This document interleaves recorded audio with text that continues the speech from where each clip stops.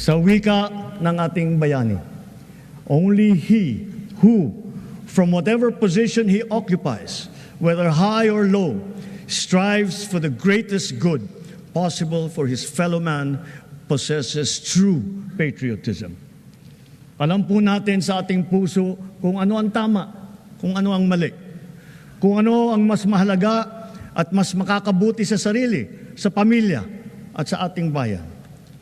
Sa mga matitinding hamon na binabato at hinaharang ng ating mundo ngayon, nasa likod ninyo ang pamahalaan. At huwag tayong matakot. Huwag tayong titiklop. Huwag tayong mawawalan ng pag-asa. Dahil ang Pilipino ay likas na matapang, magaling, masipag, matibay at mabuti.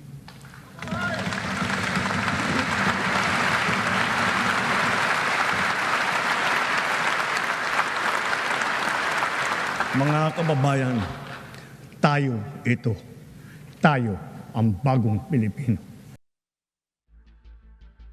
Ang inyo pong napanood ay isa pang bahagi ng nakaraang State of the Nation address ni Pangulong Ferdinand Bongbong Marcos Jr. Noong nakaraang taon, isa sa pinakatumatak na mensahe ng Pangulo ang pangakong labanan ang korupsyon, lalo na sa mga maaanomalyang flood control projects. Sa Lunes, muling haharap sa sambayanan si PBBM. Ano kaya ang mga magiging pangunahing mensahe ng Pangulo at paano natin susukatin kung gaano karami sa mga pangako noong nakaraang SONA ang tunay na naipatupad? Para talakayin yan, kasama natin live dito po sa studio ang aming resident political pundit, Ronald Llamas. Magandang tanghali, Sir Ronald. Thank you for joining us kahit matraffic. Biyernes. Magandang tanghali rin, Cheryl. Happy weekend. Happy weekend. Pero ito muna, pag-usapan natin, bago natin pag-usapan yung darating na Lunes, yung mga gustong marinig or posibleng maasahan natin sa mga sasabihin. Balikan muna natin yung mga ipinangako niya nitong nakalipas nung huling SONA niya. Unahin ko yung food security. Nandoon pa rin yung usaping 20 pesos. May nangyari ba? At least nadikit man lang ba? Parang hindi. No? Parang hindi. Lalo na itong parating na 2 buwan. Harvest time ito eh. Mukhang tataas na naman ang presyo ng bilihin dahil dun sa mga farm inputs na ginamit nung sila ay nagtanim several months ago. So makakadagdag ito dun sa already mataas na inflation natin na around 7%. No? Ang layo mula dun sa 2% inflation natin several months back. So tingin ko, sisingilin siya rito ng mga mamamayan. Hindi lang yung 20 pesos eh. Kung hindi yung food inflation. Ayun. Na Overall, sa agrikultura din po natin, may nakita ba tayong paglago? Well, yung isa pa rin nagdadrag sa ating economy ay yung agriculture. Dahil yung ating target growth rates mukhang hindi maaabot eh. Nagsimula tayo sa 7, naging 6, naging 5, ngayon ay naging 4. Pero yung last quarter natin ay less than 3. At isang susi na problema dyan ay yung agrikultura. Nakaka-drag down dito sa ating ekonomiya, maliban pa sa ibang mga factors. Balik, iba pang basics, power. Yeah. Makita natin na mga nagte-trending, mga nagrereklamo sa mahal ng kuryente dito sa ating bansa. At aminin naman natin yan, matagal nang isa tayo sa mga bansang may pinakamahal na presyo ng kuryente. Pero may nagawa ba ang pamahalaang ito? Tayo lang kasi yata ang bansa na walang subsidy sa kuryente. Kaya after Singapore, tayo talaga ang pinakamataas dito sa rehiyon. Problema yan dahil may parating tayong malaking proyekto, yung Pax Silica, na gagawa ng mga chips para sa mga artificial intelligence in the future. Kailangan dyan ng maraming kuryente. Electricity at energy ay kinakailangan para ma-subsidize yung game changer na negosyo na yan, yung Pax Silica. Isa ring tumataas ay tubig. So lahat ng mga utilities ay tumataas. At yan yung dama ng lahat ng tao. Pero hindi lang yan, mukhang sa rehiyon, tayo yung pinakamataas ang inflation at this point. Halimbawa, dito sa langis, yes, buong mundo tumaas naman ang presyo ng langis, pero dito sa rehiyon, tayo ang pinakamataas. No? Ibig sabihin, may mga internal at saka external problems tayo pagdating dyan. Dahil naka 95-98% yata ng ating source ng langis dun sa Middle East lang nanggagaling. No? At saka meron pa tayong mga problema sa oil deregulation law natin na baka kinakailangang i-review. No? Yun naman ay internal. So maraming problema sa usapin ng enerhiya, ng langis, ng inflation. Pero pati sa unemployment 5.6 yata tayo ngayon. Tayo yata yung highest din sa rehiyon. No? So tapos yung dollar, yung presyo ng dollar ngayon, record high. No? 61.75, no? So, lahat ng factors na yan makaka-apekto dito sa SONA ng ating presidente sa Lunes. Ano ang overall assessment nyo? Kasi doon sa mga sinabi mo lahat parang... Ang problema ng ating presidente, ng ating gobyerno, parang nagsabay-sabay itong mga problemang ito. Di ba? Itong galit ng tao dito sa massive corruption scandal na parang... yung promisa niya na maraming makukulong, maraming mapaparusahan, halimbawa dun sa mga 15 major contractors na allegedly involved dito sa corruption, ay 0.5 pa lang yun na nakukulong, yung kalahati ng diskaya. So meron kang 14.5 na hindi mo alam kung mapaparusahan. Dun sa 67 at least congressmen na involved daw dito sa corruption na ito, ni isa wala ka pang nakakasuhan, no? So sisingilin siya rito dahil ito yung defining moment niya dun sa previous SONA. Mahiya naman kayo. So sisingilin siya, sino yung mga nahiya? Sino yung mga napahiya? Nasa na ito? Kaya ano ang... Okay, yun nga yung pinaka sana makakapagbalanse. Kasi hirap nga tayo dun sa basic needs. Hindi lamang internal may external factors. Pero itong pagdating sa flood control, ito talaga yung masasabi natin talaga, di ba, na yun yung pinakatumatak. Yes. Yun din, hindi lamang nung mga nandoon sa plenaryo ang tumayo, pero parang nagkaroon ng hope. Naging hopeful ang mga tao na may pag-asa, may mangyayari. Pero naiinip. At ito nga susunod na SONA, ano dapat sana ang ibalik ng Pangulo? Pero sa Lunes na yun Ano po? Sa Lunes na. Parang may mangyayari pa kaya ng Sabado or Linggo na pwede pang balanse or sagot doon sa una niyang flood control projects scandal na sinabi? Duda ako, Cheryl, dahil practically 2 araw na lang. At itong SONA na ito, possibly yung pinakamahalagang SONA niya. Dahil ito ay yung first SONA after nung kanyang defining, mahiya naman kayo SONA last year. Ito rin yung second to the last SONA. Yes. Kaya dito makikita, depende sa kanyang sasabihin at ipopromisa again kung siya ay magiging lame duck president in the next 2 years. No? Nangyari ito sa gitna ng isang impeachment trial. Nangyari ito sa gitna ng economic crisis na lalong malaki yung impact dahil sa Iran war. Nangyari ito sa gitna nitong unprecedented corruption scandal at increased aggression ng isang superpower sa ating sariling teritoryo. So marami nagsabay-sabay dito Yes. So kinakailangan talaga mag-level up ng presidente at saka ng gobyerno. Pero parang kinakapos. Lalo na dito sa anti-corruption, lalo na dito sa ekonomiya. No? Siguro dun sa invasion sa ating teritoryo, medyo umaangat siya. Dito kinakailangan ng reset Sabi niya 2 days ago, pwedeng magkaroon tayo ng reset sa relasyon sa China. Pero ang unang kinakailangan ng reset ay yung internal, yung sa ating loob ng bansa, sa ekonomiya, sa anti-corruption, sa management, sa governance. No? Yan yung mga una na kinakailangan ng reset. At duda ako kung sa Lunes, in 2 days, ay meron siyang mako-consolidate na reset para sa ating pamamahala. No? So kung duda kayo at ito nga yung nakikita niyong assessment, anong aasahan natin kaya sa Lunes, sa SONA ng Pangulo? Saan siya magfo-focus? Kung kinapos sa lahat ng aspeto?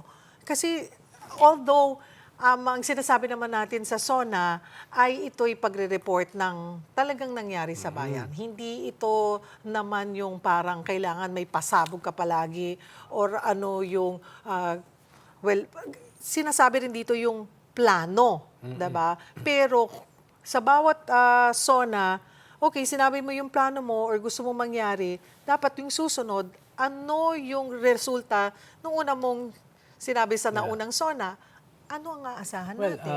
Yes and no. Halimbawa, nagre-report ka, pero dapat defining din yan. Katulad nung 2 SONAs ago, yung anti-pogos. Di ba? Yun ang nag-define ng kanyang SONA. Nitong nakaraang SONA, yung mahiya naman kayo, itong anti-corruption, na mismo after niyan, pinangalanan niya yung mga malalaking contractors na almost untouchable. Di ba? Pero ngayon, ang siguro, ang kanyang i-emphasize, yung pagiging upper middle income country natin. Pero mas kanya functional enhancement.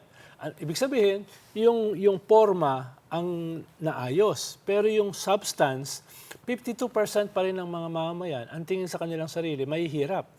Yung self-rated poverty. At sabi ko nga kanina, ito yung mga problema sa inflation, sa employment, sa growth, no? Sa mga mahalagang sikmura issues ng tao. So sasabihin nila, yes, naging upper middle income tayo, matagal na nating hinahabol yan. Naunahan na tayo ng Indonesia at saka in a way Vietnam. So positibo yan, pero yung laman, dun baka nga magalit pa yung iba. Upper middle income. Anong epekto niyan sa aming sikmura? Anong epekto niyan sa aming pagbili ng gamot? Pagpunta sa ospital, no, sa aming pang-araw-araw na agahan. Doon nila susukatin yan no? Kaya medyo tingin ko very problematic itong SONA ito dahil wala masyadong dramatic na pagbabago siyang ire-report doon since last year. Tapos ito nga biglang nagkasunod-sunod, ito magsusunod-sunod yung pagtaas na naman ng ating petrolyo. So pero ito, yung uplift program na sinasabi, kailan lamang ay nilunsad nila yung 2,000 for 6 months, ano? For the yung 3.5, yung sa mga 4-piece, one time 2,000 lang yun Pero the rest, I think around 4 million, 2.5 plus 1, 4 million, ay hanggang end of the year. 2 months, ay 2,000 and 2,000. Yun, pwede bang tingin nyo ay pwedeng posibleng isa ito sa lamanin o iyabang ng Pangulo? Well, Pagtaas sweldo, di ba? Well, yung sabi. idadagdag niya yan dun sa report card niya na naging upper middle income tayo. Dadagdag niya yung mga ayuda. Pero alam mo naman ang nature ng ayuda. Nakakatulong yan ng kaunti sa pump priming, nakakatulong yan ng kaunti sa pagbawas ng iyong kahirapan, pero hindi yan sustainable Ayuda yan no? Ang kailangan mo, yung fundamentals inflation, employment, sahod. Nagtaas ka ng 65 pesos na staggered. No? Bahagi niya next year pa bahagi ngayon. Parang hindi siya makahabol sa inflation. Ito kasi yung first time na nagtaas ng minimum wage since 1989. Ang tagal, di ba? So, ihahabol mo yan sa inflation. Kaya duda ako kung mararamdaman niya ng mga tao dahil staggered pa nga No? Kalahati, mahigit sa kompa next January pa Hopefully, hopefully. So, ayun, yun yung dilemma ng gobyerno. Maliit yung kanyang fiscal space Malaki yung deficit. So, yung ayuda ay hindi pwedeng permanente, tuloy-tuloy. Lalo na meron kang economic crisis. Tumaas na naman ng 11 pesos ang diesel. No? So, at patuloy pa yan tataas. Next week, may nakamba ulit. Oo. So, medyo masakit. At yung sakit na yan, baka mapunta sa galit. At yung galit na yan ay pwedeng i-weaponize ng ibang mga puwersa na anti-government. 3 years ago, sinabi ko dito sa istasyon nyo na itong labanan between the Dutertes and the Marcos is an existential battle.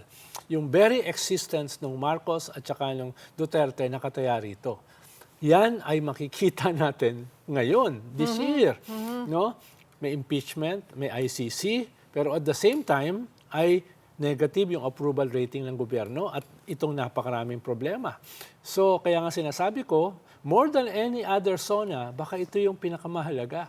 at baka kapusin yung gobyerno rito dahil nga itong dami ng krisis na ito, itong dami ng problema na ito, nagkasabay-sabay, parang hindi nakikita kung paano tayo aangat dyan. No? Paano babawi? Kasi 'di ba, sabi mo nga walang masyadong maire-report na mga na-achieve the past year. Siyempre, minsan babawi ka doon sa maipapangako mo pa sa susunod naman na taon, sa darating na taon or the next 2 years na natitira niya. Kaya pa ba, pwede pa ba magkaroon ng impact o maramdaman ng taong bayan itong mga ipinangako at hindi pwedeng mawala din siguro sa SONA yung flood control scandal or corruption in general. Kasi hihintayin niya ng taong bayan. Correct. Halimbawa, itong pinag-usapan natin ng mga contractors, itong pinag-usapan natin ng mga politiko, itong pinag-usapan natin na tao sa gobyerno. Isa lang nga yung cabinet secretary na nakasuhan at nakulong naging state witness pa. So sino pa yung mga susunod? Kung hindi niya magagawa yan in the next 2 days, dapat magawa niya yan a week after ng kanyang SONA. I'm sure ipopromisa na naman niya yan. No? Pero wala nang pasensya ang tao. Yes. Dahil last November, last December, marami daw makukulong at makakasuhan. Hindi nawala. Last March, last May, at a week ago, nabanggit na naman yan, medyo nawawala na ng pasensya yung tao. At papunta ka sa isang defining election, 2028, no? Na yung kalaban mo, for now, ang lamang at pinakamataas.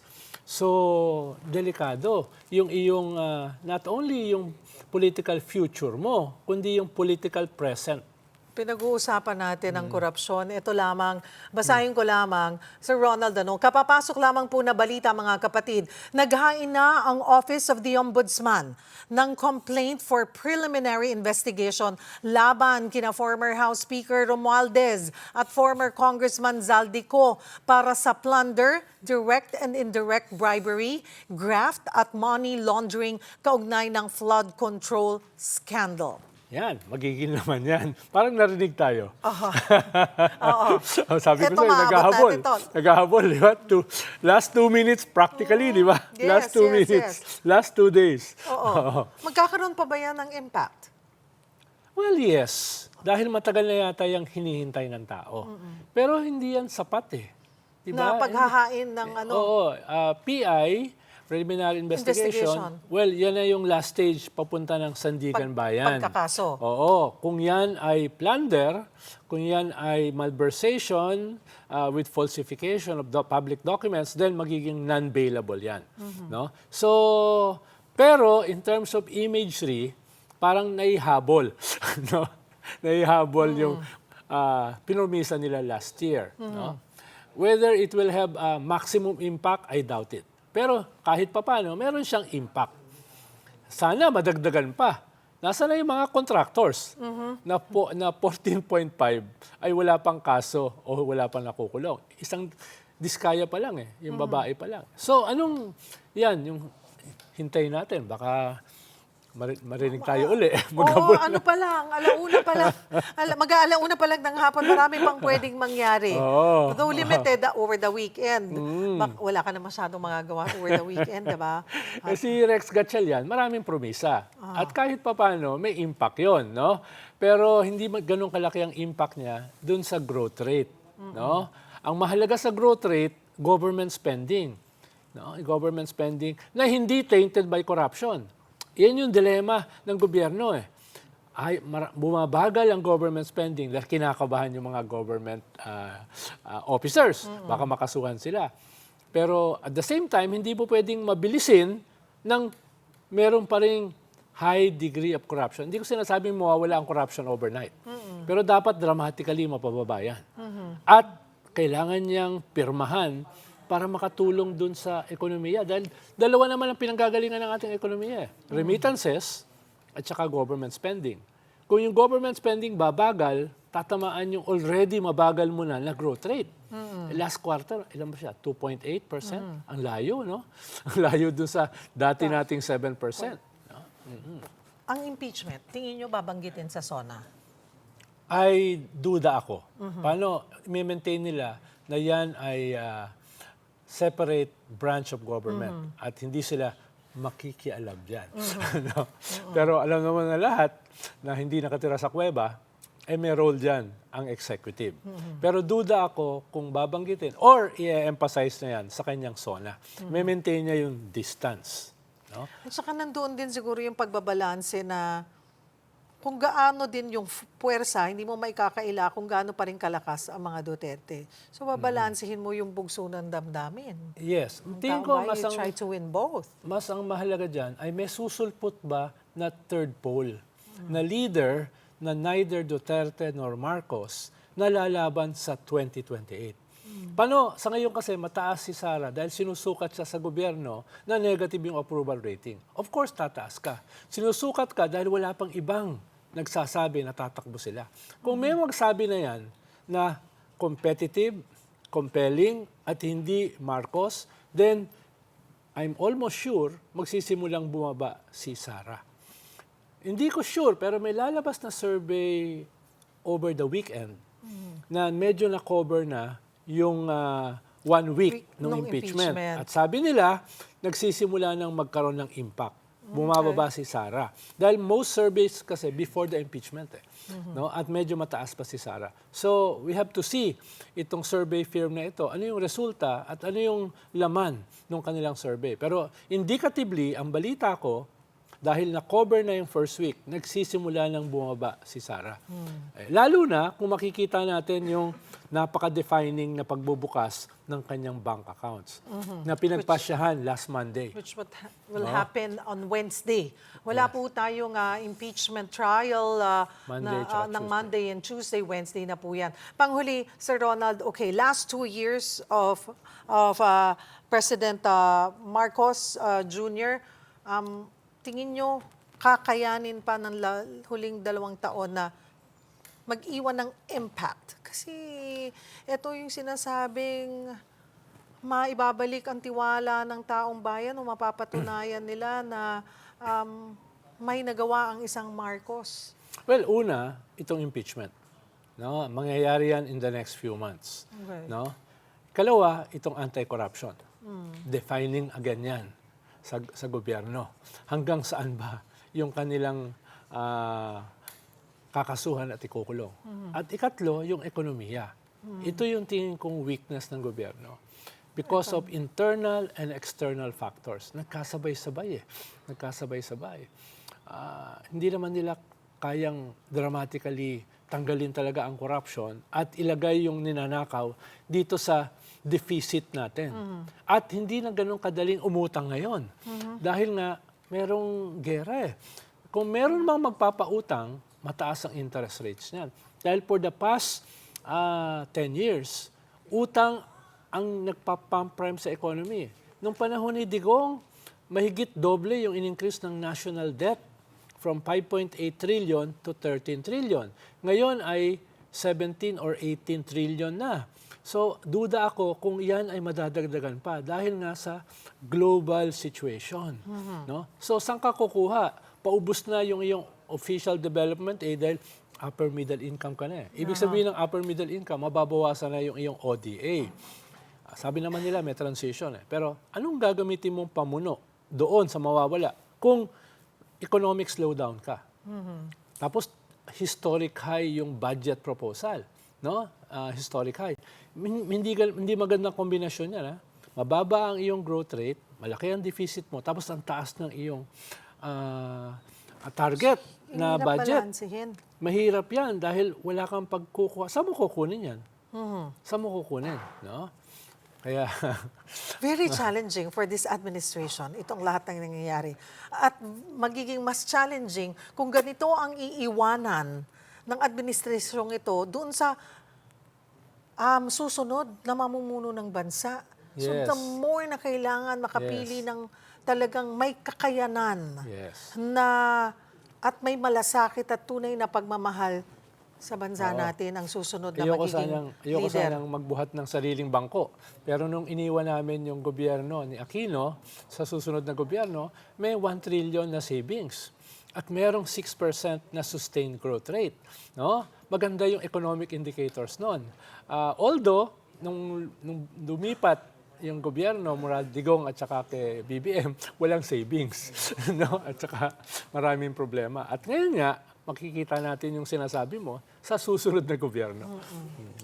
Well, kapusta po tayo sa oras at tumutok po kayo mga kapatid dito sa susunod na SONA ni PBBM on Monday. Salamat for making time ang ating political pundit, Ronald Llamas. Thank you, Sir Ronald. Anytime, Cheryl.